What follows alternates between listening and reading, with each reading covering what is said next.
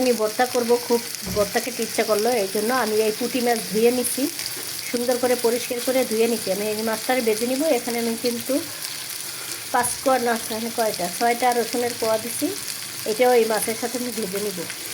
কাঁচা রসুন দিলে ভর্তা কখনোই মজা হয় না, কাঁচা রসুনের একটা গন্ধ থাকে। এটা আমি একদম হালকা আছে এটাকে মশমশা করে ভেজে নিব, যাতে কাঁচা না থাকে। 3 থেকে 4 মিনিট একটা পাশ আমি ভাজবো, তারপরে আবার ওই পাশটা উল্টে ভাজবো। ততক্ষণ মনে হবে কাঁচা, ততক্ষণ পর্যন্ত কিন্তু এটা ভেজে নিতে হবে।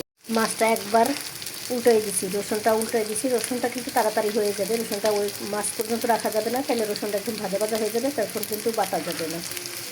এভাবে করে আমি ভেজে নিব। রসুনটা ভাজা হয়ে গেছে, মাছটাও কিন্তু ভাজা হয়ে গেছে প্রায়। মাছটা 3-4 বার আমি উল্টাইয়ে ভাজছি। এখন আমি এনে পেঁয়াজ দিয়ে দিব, পেঁয়াজটাও একটু ভেজে নিব।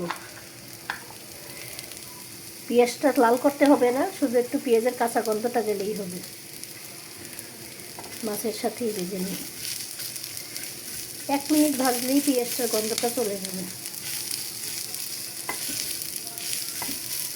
এটা কিন্তু খুবই মজা হয় ভর্তাটা, গরম ভাতের সাথে খুব মজা লাগে।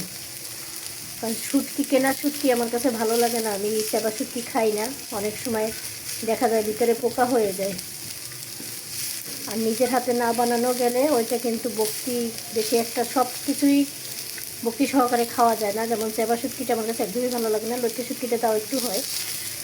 নিজেরটা নিজে এরকম করে কাঁচা পুঁটি নিয়ে এসে এভাবে করে খেলে কিন্তু ভালোই লাগে। এখন আমি এখানে দিয়ে দেবো ধনিয়া পাতা, দিয়ে আমি এটাকে আরও 2 মিনিট ভেজে নেব। আমি পাটাটা ভালো করে ধুয়ে নিয়েছি। এখানে আমি শুকনো মরিচ এই যে গুঁড়ো করে রেখে দিই সবসময়ই ভেজে, কারণ যখন তখন কাজে লাগে। একটু একটু করে ভাজা হয় না, ধরেন হঠাৎ লাগলো তখন আমি 1-2টা মরিচ ভাজার জন্য যাওয়া যায় না, এই জন্য আমি সবসময় করে রাখি। একটু লবণ দিয়ে আগে এটাকে বেটে নিব।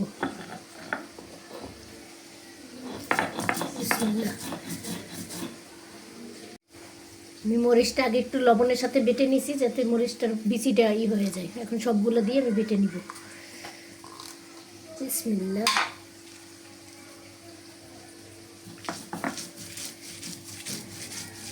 পাটায় না বাটলে বাটনি আছে আমার, কিন্তু ওটার মধ্যে ভর্তা করলে আমার কাছে ভালো লাগে না। পাটায় বাটলে কিন্তু টেস্টটা বাড়ে।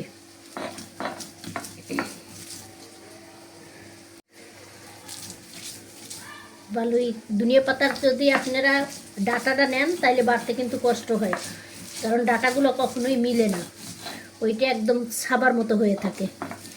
পাতাটা নিলে ভর্তার সময় শুধু পাতাটা নিলে বাটতে সুবিধে হয়। বাটা হয়ে গেছে, এখন আমি একটু সরিষার তেল দিয়ে দিব।